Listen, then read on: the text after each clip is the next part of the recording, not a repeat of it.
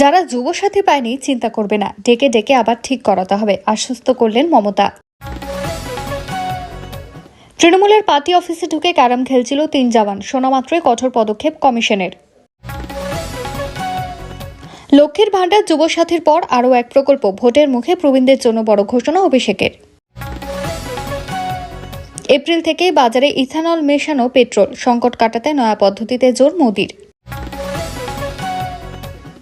Voter তালিকা থেকে নাম বাদ পড়েছে, ট্রাইব্যুনালে অনলাইন আবেদনের ব্যবস্থা চালু হয়ে গেল, কিভাবে করতে হবে জেনে নিন।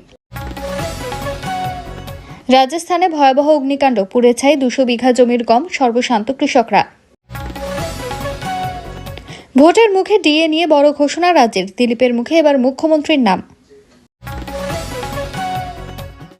সাপ্লিমেন্টারি লিস্টে নাম বাদ, এসআইআর এ ট্রাইব্যুনালে কিভাবে আবেদন করবেন দেখুন ধাপে ধাপে, রইল জরুরি তথ্য বিস্তারিত।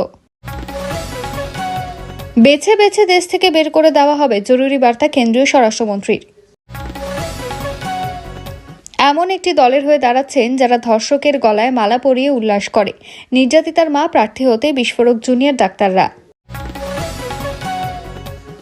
সরকারের জমিতে শুভেন্দুর প্রচার অফিস, তৃণমূল প্রশ্ন তুলতে শুভেন্দুর পাল্টা, মমতার বাড়ি তো।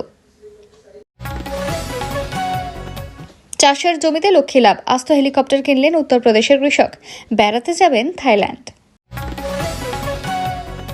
ভোটের বালাই প্রচারের রাস্তা থেকে বৃদ্ধার বাড়িতে 2 বালতি জল টানলেন বিজেপি প্রার্থী। ইরান যুদ্ধ, ট্রাম্প বিরোধী বিক্ষোভে উত্তাল আমেরিকা, ইউরোপ, নো কিংস ডাক দিয়ে পথে লক্ষ লক্ষ মানুষ। 6 জেলায় কালবৈশাখীর কমলা সতর্কতা, দক্ষিণবঙ্গ জুড়ে জারি প্রবল দুর্যোগের পূর্বাভাস। মুসলিমরা চাইলে হিন্দুদের কেটে গঙ্গায়, নির্বাচনী উত্তাপে উত্তেজিত অধীর। বিজেপিতে যোগ দিলেন কামদুনির প্রতিবাদী টুম্পা কয়াল, প্রার্থী হতে পারেন এই আসনে। রামনবমীর শোভাযাত্রার বিশৃঙ্খলার চেষ্টা, 20 জনকে ধোলাই দিয়ে প্যারেড। পবিত্র এখন গোখরো সাপ, তৃণমূলের টিকিটে প্রাক্তন সঙ্গী তোপ শুভেন্দুর। টলিপাড়ায় দুঃসংবাদ, প্রয়াত রাহুল অরুণোদয় তালসারিতে শুটিং করতে গিয়ে তলিয়ে গেলেন অভিনেতা, ঠিক কি ঘটেছিল? 10 লক্ষ টাকার 2টি ফ্ল্যাট, ভোটের আগে বড় মাস্টার স্ট্রোক মমতার, রানীগঞ্জে চমকে দেওয়া ঘোষণা। দুয়ারে সরকারের পর দুয়ারে ডাক্তার, বাঁকুড়ার রায়পুরে উন্নয়ন বার্তা নেত্রী। ও তো শুটিং করতে গিয়েছিল, তাহলে ওর আশেপাশে কেউ ছিল না? রাহুলের মৃত্যুতে শোকস্তব্ধ খরাজ মুখোপাধ্যায়। জ্বালানি সংকটে জেরবার, পাকিস্তানে লকডাউন, দোকানপাট, বিয়ে বন্ধ, করা যাবে না উৎসব। দুঃসংবাদ, প্রয়াত রাহুল অরুণোদয়, কি হয়েছিল অভিনেতার? এতক্ষণ শুনছিলেন সংবাদ শিরোনাম, এবার আসছে বিস্তারিত খবরে। ভিডিওটি ভালো লাগলে লাইক করুন এবং আমাদের ইউটিউব চ্যানেলটি সাবস্ক্রাইব করে আমাদের সঙ্গে থাকুন। জ্বালানি সংকটে জেরবার, পাকিস্তানে লকডাউন, দোকানপাট, বিয়ে বন্ধ, করা যাবে না উৎসব। ভারতে গুজবের মধ্যে পাকিস্তানে শুরু হয়ে গেল লকডাউন। জ্বালানি সংকটের বেহাল দশা থেকে পরিত্রাণ পেতে স্মার্ট লকডাউন শুরু করেছে শেহবাজ শরীফের সরকার। পাকিস্তানে শনিবার মধ্যরাত থেকে রবিবার রাত পর্যন্ত স্মার্ট লকডাউন ঘোষণার খসড়া সামনে এসেছে। বিশ্ববাজারে অপরিশোধিত তেলের দামের প্রভাব পড়েছে ভারতে, বেগ দিক দেখে আগেও সতর্ক পদক্ষেপ নিয়েছে ভারত সরকার। রান্নার গ্যাসের দাম 7 টাকা বাড়িয়েছে, কমানো পেট্রোল ডিজেলের শুল্ক। খোদ প্রধানমন্ত্রী বিষয়টি নিয়ে দেশবাসীকে সতর্ক করেছেন। সরকারের তরফে দাবি করা হয়েছে, সোশ্যাল মিডিয়ায় ভারতে লকডাউন নিয়ে ভিত্তিহীন গুজব ছড়ানো হচ্ছে। দেশবাসীর মনে আতঙ্ক ছড়াতে গুজব ছড়ানো হচ্ছে। কি অবস্থা পাকিস্তানে? পশ্চিম এশিয়ার যুদ্ধের জেরে জ্বালানি সংকটে পাকিস্তানে স্মার্ট লকডাউন ঘোষণা করা হয়েছে। শনিবার মধ্যরাত থেকে রবিবার রাত পর্যন্ত স্মার্ট লকডাউন হবে দেশে। শনিবার রাত 12 থেকে রবিবার রাত 11:59 পর্যন্ত স্মার্ট লকডাউন চলবে। 4 এপ্রিল রাত 12টা থেকে 5 এপ্রিল রবিবার রাত 11:59 পর্যন্ত স্মার্ট লকডাউন। কি বন্ধ করবে শেহবাজ সরকার? লকডাউন ঘোষণা জেরে পাকিস্তানে বন্ধ থাকবে বাজার, ব্যবসায়িক প্রতিষ্ঠান, দপ্তর, দোকান। স্মার্ট লকডাউন ঘোষণায় বিবাহের অনুষ্ঠানে করা যাবে না কোনো উৎসব। সম্প্রতি শেহবাজ সরকারের এই খসড়া সংবাদ মাধ্যমে চলে এসেছে। যদিও পাকি সরকার জানিয়েছেন এটা কেবলই খসড়া, এখন এটা নিয়ে কোনো চূড়ান্ত সিদ্ধান্ত নেওয়া হয়নি। কত টাকা দাম বেড়েছে পেট্রোল ডিজেলের? ইরানের যুদ্ধে ইতিমধ্যে নাজেহাল অবস্থা পাকিস্তানের রান্নার গ্যাসের দাম অস্বাভাবিকভাবে বৃদ্ধি পাওয়ায় সাধারণ মানুষের নাভিশ্বাস উঠছে। পাকিস্তানে 11.67 কেজির একটি এলপিজি সিলিন্ডারের দাম 3,900 টাকা থেকে বেড়ে 5,135 টাকা হয়েছে, যার আগের দাম ছিল 3,150 টাকা থেকে 3,950 টাকার মধ্যে। এই মূল্যবৃদ্ধি সাধারণ মানুষ থেকে শুরু করে পরিবহন খাত সবার উপরে প্রভাব ফেলছে। রিক্সা, বাস এবং মিনি বাসের মতো এলপিজি চালিত যানবাহনের ভাড়াও বেড়েছে, যা নিম্ন ও মধ্যবিত্ত শ্রেণীর পকেটে বাড়তি চাপ সৃষ্টি করেছে। 10 লক্ষ টাকার 2টি ফ্ল্যাট, ভোটের আগে বড় মাস্টার স্ট্রোক মমতার। রানীগঞ্জে চমকে দেওয়া ঘোষণা। বিধানসভা নির্বাচন 2026 সামনে রেখে রাজ্যের রাজনৈতিক ময়দান এখন তুঙ্গে। প্রচারের ঝড় বইছে জেলা থেকে জেলায়, আর সেই আবহে রানীগঞ্জে জনসভা থেকে বড়সড় ঘোষণা করলেন মুখ্যমন্ত্রী। ধসপ্রবণ এলাকার বাসিন্দাদের জন্য একাধিক সুবিধা ঘোষণা করে কার্যত বড় বার্তা দিলেন তিনি। নিরাপত্তা পুনর্বাসনে এখন সরকারের অগ্রাধিকার। রানীগঞ্জে সভা থেকে মুখ্যমন্ত্রী জানান, ধসপ্রবণ এলাকায় বসবাসকারী মানুষদের নিরাপদ স্থানে সরিয়ে নিয়ে যাওয়ার জন্য সরকার ইতিমধ্যেই ব্যাপক পরিকল্পনা নিয়েছে। তিনি বলেন, প্রায় 700 কোটি টাকা ব্যয়ে ইতিমধ্যে 6,000 ফ্ল্যাট তৈরি করা হয়েছে এবং আরও 4,000 ফ্ল্যাট তৈরির কাজ চলছে। সবচেয়ে বড় ঘোষণা হিসেবে তিনি জানান, যারা স্থানান্তরে রাজি হবেন তাদের 2টি করে ফ্ল্যাট দেওয়া হবে। শুধু তাই নয়, পুরো পুনর্বাসন প্রক্রিয়ার জন্য প্রতি পরিবারে প্রায় 10 লক্ষ টাকা খরচ ধরা হয়েছে এবং প্রয়োজনে এই খরচ আরও বাড়ানো হতে পারে। পাশাপাশি শিফটিংয়ের খরচও বহন করবে সরকার। মমতার কথায়, মানুষের জীবন সবচেয়ে মূল্যবান, ধসের ঝুঁকি এড়িয়ে নিরাপদে থাকা জরুরি। আমরা জোর করছি না, অনুরোধ করছি। রাজনীতির পাশাপাশি সামাজিক বার্তাও দেন তিনি। বলেন, বাংলা সব ধর্ম ও সম্প্রদায়ের মিলিত সংস্কৃতির জায়গা। রামনবমী, ঈদ, দুর্গাপুজো বা বড়দিন সব উৎসব আমরা একসঙ্গে পালন করি। রানীগঞ্জের এই ঘোষণা নিঃসন্দেহে নির্বাচনের আগে একটি বড় রাজনৈতিক পদক্ষেপ। নিরাপত্তা, পুনর্বাসন এবং আর্থিক সহায়তার এই প্যাকেজ সাধারণ মানুষের কাছে কতটা প্রভাব ফেলবে সেটাই এখন দেখার বিষয়। যারা যুবসাথী পায়নি চিন্তা করবে না, ডেকে ডেকে আবার ঠিক করাতে হবে, আশ্বস্ত করলেন মমতা। মোবাইলে বেজে উঠেছে নোটিফিকেশন, স্ক্রিনে ভেসে উঠছে মুখ্যমন্ত্রীর ভিডিও শুভেচ্ছা বার্তা, কিন্তু ব্যাংকের দোরগোড়ায় গিয়ে ফিরতে হচ্ছে খালি হাতে। যুবসাথী প্রকল্পে টাকা ঢোকার আশায় এখন রাজ্যের উত্তর থেকে দক্ষিণ হন্যে অ্যাকাউন্ট ব্যালেন্স পরীক্ষা করছেন লক্ষ লক্ষ যুবক যুবতী। নবান্ন সূত্রে খবর, যুবসাথী প্রকল্পের জন্য অনলাইন ও অফলাইন মিলিয়ে মোট 74 লক্ষ আবেদন জমা পড়েছিল, কিন্তু এই বিপুল পরিমাণ তথ্য যাচাই করতে গিয়ে দেখা যায় কয়েক লক্ষ আবেদনকারী ইতিমধ্যে লক্ষ্মীর ভাণ্ডারের সুবিধা পাচ্ছেন। নিয়ম অনুযায়ী জোড়া প্রকল্পের সুবিধা দেওয়া সম্ভব নয়, ফলে স্ক্রুটিনির পর প্রায় 20 লক্ষ আবেদন বাতিল করে আপাতত 54 লক্ষ উপভোক্তাকে ভাতার জন্য যোগ্য বলে চিহ্নিত করা হয়েছে। টাকা না পাওয়া নিয়ে যখন নিচুতলা অসন্তোষ তৈরি হয়েছে, তখন রবিবার পুরুলিয়ার মানবাজারের সভা থেকে ড্যামেজ কন্ট্রোলে নামলেন মুখ্যমন্ত্রী। তিনি স্পষ্ট জানান, যারা যুবসাথী পাননি তাদের আবেদনে কিছু যান্ত্রিক ত্রুটি বা ডুপ্লিকেট সমস্যা হচ্ছে, ওটা ডেকে ডেকে আবার ঠিক করিয়ে দেওয়া হবে। এটা কোনো ভিক্ষা নয়, যুবকদের হাত খরচ লাগে, তারাও ভবিষ্যতে চাকরি পাবেন। জেলা প্রশাসনগুলিকে দ্রুত নথি পরীক্ষা করে রাজ্যকে রিপোর্ট পাঠানোর নির্দেশ দেওয়া হয়েছে। রাজনৈতিক মহলের মতে 21-এর বিধানসভা ভোটে মমতা বন্দ্যোপাধ্যায় লক্ষ্মীর ভাণ্ডারের প্রতিশ্রুতি দিয়ে ক্ষমতায় এসেছিলেন, কিন্তু এবার তার কৌশল আলাদা। প্রতিশ্রুতি দিয়ে ভোটের জন্য অপেক্ষা না করে নির্ঘণ্ট ঘোষণার ঠিক আগে উপভোক্তাদের পকেটে সরাসরি টাকা পৌঁছে দিয়েছেন তিনি। কিন্তু সেই পরিকল্পনায় তাল কাটছে টেকনিক্যাল জট।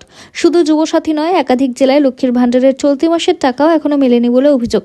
এবারও বাংলার ভোটে তৃণমূলের বিরোধিতায় দৃশ্যত বিজেপির অংশীদারিত্ব বেশি, তাদের বেশি করে মাঠে ময়দানে দেখা যাচ্ছে। তাছাড়া মোদী, অমিত শাহরাও প্রচারে নেমে পড়েছেন। সন্দেহ নেই, বেকার ভাতার গুঁতোয় অঙ্ক ঘাটা শুরু করতে চান না মমতা, যে কারণে এই দিনে নির্বাচনী জনসভা থেকে যুবদের আশ্বস্ত করে রাখলেন তৃণমূলের সর্বময় নেত্রী। লক্ষ্মীর ভাণ্ডার যুবসাথীর পর আরও এক প্রকল্প, ভোটের মুখে প্রবীণদের জন্য বড় ঘোষণা অভিষেকের। লক্ষ্মীর ভাণ্ডার যুবসাথীর মতো প্রকল্পকে হাতিয়ার করে নির্বাচনী লড়াইয়ে নামছে তৃণমূল। গত বিধানসভা নির্বাচনে লক্ষ্মীর ভাণ্ডারের জনপ্রিয়তা দেখার পর এবার রাজ্যে বেকার যুবদের জন্য যুবসাথী প্রকল্প এনেছে মুখ্যমন্ত্রী। আর এবার ভোটের মুখে প্রবীণদের জন্য আরও বড় ঘোষণা করলেন তৃণমূলের সর্বভারতীয় সাধারণ সম্পাদক অভিষেক। বীরভূমের লাভপুরের সভা থেকে 5টি প্রতিজ্ঞা করেন তিনি। লক্ষ্মীর ভাণ্ডার নিয়ে বলেন, বিজেপি 3,000 টাকা করে লক্ষ্মীর ভাণ্ডার দেবে বলেছে। 15 রাজ্যে বিজেপি ক্ষমতায় রয়েছে, পারলে সবাইকে টাকা দিয়ে দেখাক। অভিষেক দাবি করে বিজেপি লক্ষ্মীর ভাণ্ডার বন্ধ করে দিতে চাইছে। এরপরে 5টি প্রতিজ্ঞা করেন তিনি। প্রথম প্রতিজ্ঞা, আজীবন লক্ষ্মীর ভাণ্ডার দেওয়া হবে। দ্বিতীয় প্রতিজ্ঞা, সকলের বাড়িতে যাবে নলবাহিত পরিশ্রুত জল। তৃতীয় প্রতিজ্ঞা হলো দুয়ারে স্বাস্থ্য মডেল। এছাড়াও চতুর্থ পরীক্ষা হিসেবে প্রবীণদের বার্ধক্য ভাতা এবং পঞ্চম প্রতিজ্ঞা হিসেবে সব আবেদনকারীদের পাকা বাড়ি দেওয়া হবে বলে জানান তিনি। এলপিজি গ্যাস সিলিন্ডার নিয়েও মুখ খোলেন অভিষেক। তিনি বলেন, মোদী সরকার কাটছে আর মমতা সরকার দিচ্ছে, তাই তৃণমূলকে আবারও ক্ষমতায় আনার আর্জি জানান। প্রসঙ্গত মাসখানেক আগে যুবসাথী প্রকল্পের ঘোষণা করেন মুখ্যমন্ত্রী। এই প্রকল্পের আওতায় মাসে 1500 টাকা করে বেকার ভাতা পাচ্ছেন রাজ্যের যুবক যুবতীরা। এবার প্রবীণদের জন্য বার্ধক্য ভাতার কথাও বললেন অভিষেক। ভোটার তালিকা থেকে নাম বাদ পড়েছে, ট্রাইব্যুনালে অনলাইন আবেদনের ব্যবস্থা চালু হয়ে গেল। কিভাবে করতে হবে জেনে নিন। সুপ্রিম কোর্টের নির্দেশে ট্রাইব্যুনাল গঠন করেছে কলকাতা হাইকোর্ট। রাজ্যে 23টি জেলার জন্য 19 জন অবসরপ্রাপ্ত বিচারপতিকে নিয়ে 19টি ট্রাইব্যুনাল গঠন করা হয়েছে। বাদ যাওয়া ভোটারদের এই ট্রাইব্যুনালে আবেদন করতে পারবেন। এখনো পর্যন্ত বিবেচনাধীন তালিকায় থাকা ভোটারদের তথ্য নিষ্পত্তি করতে 3টি তালিকা প্রকাশ করেছে নির্বাচন কমিশন। ভোটার তালিকা থেকে যদি নাম বাদ যায় তবে শনিবার থেকে অনলাইনে ট্রাইব্যুনালে আবেদন করা যাবে। কিভাবে আবেদন করতে হবে তাও জানালো কমিশন। সুপ্রিম কোর্টের নির্দেশে ট্রাইব্যুনাল গঠন করছে কলকাতা হাইকোর্ট। রাজ্যের 23টি জেলার জন্য 19 জন অবসরপ্রাপ্ত বিচারপতিকে নিয়ে 19টি ট্রাইব্যুনাল গঠন করা হয়েছে। বাদ যাওয়া ভোটাররা এই ট্রাইব্যুনালে আবেদন করতে পারবেন। অনলাইনে আবেদন করা যাবে, কমিশন ওয়েবসাইটে গিয়ে আবেদন করা যাবে। অনলাইনে কিভাবে আবেদন করা সম্ভব? কমিশনের ওয়েবসাইটে পশ্চিমবঙ্গের জন্য নির্দিষ্ট অপশন রয়েছে, সেখান থেকে অনলাইনে ট্রাইব্যুনালের আবেদন করা যাবে। আবেদন করতে গেলে প্রথমে যে কোনো মোবাইল নাম্বার দিয়ে লগ ইন করতে হবে আবেদনকারীকে। লগ ইনের জন্য সংশ্লিষ্ট মোবাইলে ওটিপি আসবে, সেই ওটিপি দেওয়ার পরেই লগ ইন করা যাবে। তারপর এপিক নাম্বার দিয়ে সার্চ করলেই ভোটারের নাম দেখা যাবে। লগ ইন করার পর আবেদনপত্রে 4টি শূন্যস্থান পূরণ করতে হবে আবেদনকারীকে। প্রথমে সংশ্লিষ্ট ভোটারের পিনকোড সহ পুরো ঠিকানা উল্লেখ করতে হবে। তবে মনে রাখতে হবে সেটা যেন 250 শব্দের বেশি না হয়। কেন আপিল করছেন তা 1000 শব্দে লিখতে হবে আবেদনকারীকে। শুধু তাই নয়, আপিলে কি চাওয়া হচ্ছে তা 500 শব্দের মধ্যে লিখে জানাতে হবে। শেষে সংশ্লিষ্ট আবেদনকারীকে জানাতে হবে তিনি কোন জায়গার ভোটার ছিলেন। সব পূরণ করার পর তা সাবমিট করলেই আবেদন সম্পূর্ণ হয়ে যাবে। ভোটের মুখে ডিএ নিয়ে বড় ঘোষণা রাজ্যের। দিলীপের মুখে এবার মুখ্যমন্ত্রীর নাম। ডিএ প্রসঙ্গে মুখ্যমন্ত্রীকে নিশানা বিজেপি নেতা এসএসসি পাস আউট। সবাই যেভাবে বিরোধিতা শুরু করেছে, বাংলার মানুষ চাইছে পরিবর্তন হোক। ওনার সরকার থাকবে কিনা ঠিক নেই, তখন কে দেবে? মূলত রাজ্য সরকারি কর্মীদের 2016 থেকে 19 পর্যন্ত বকেয়া ডিএ মিলবে এক কিস্তিতে। 31শে মার্চের মধ্যে মিলবে টাকা। ডিএ নিয়ে সংশোধিত বিজ্ঞপ্তি দিল রাজ্য সরকার। আগের সরকারি বিজ্ঞপ্তিতে বলা হয়েছিল 2016 থেকে 19 পর্যন্ত বকেয়া ডিএ 2 কিস্তিতে দেওয়া হবে। মার্চ ও সেপ্টেম্বরে 2 কিস্তিতে 4 বছরের বকেয়া ডিএ দেওয়ার ঘোষণা করে রাজ্য। বলা হয় গ্রুপ ডি ও পেনশনভোগীদের টাকা ঢুকবে ব্যাংক অ্যাকাউন্টে। তবে যারা গ্রুপ এ, বি ও সি পদমর্যাদার সরকারি কর্মী তারা জিএপিএফ এর মাধ্যমে ডিএ পাবেন। একই নিয়মে বকেয়া ডিএ পাবেন বিভিন্ন শিক্ষা প্রতিষ্ঠান ও পঞ্চায়েত এবং পুরকর্মীরা। সংশোধিত বিজ্ঞপ্তিতে জানানো হয়েছে 2016 থেকে 19 পর্যন্ত বকেয়া ডিএ মিলবে এক কিস্তিতে। তবে 2008 এপ্রিল থেকে 2015 ডিসেম্বর পর্যন্ত বকেয়া ডিএ কবে দেওয়া হবে এখনো ঘোষণা হয়নি তা। 5 ফেব্রুয়ারি ডিএ মামলার রায় সুপ্রিম কোর্ট বলেছিল 2008 থেকে 19 পর্যন্ত বকেয়া ডিএর 25% অবিলম্বে মিটিয়ে দিতে হবে এবং অবসরপ্রাপ্ত বিচারপতির নেতৃত্বে 4 সদস্যের কমিটি গঠন করে দিয়েছিল সুপ্রিম কোর্ট।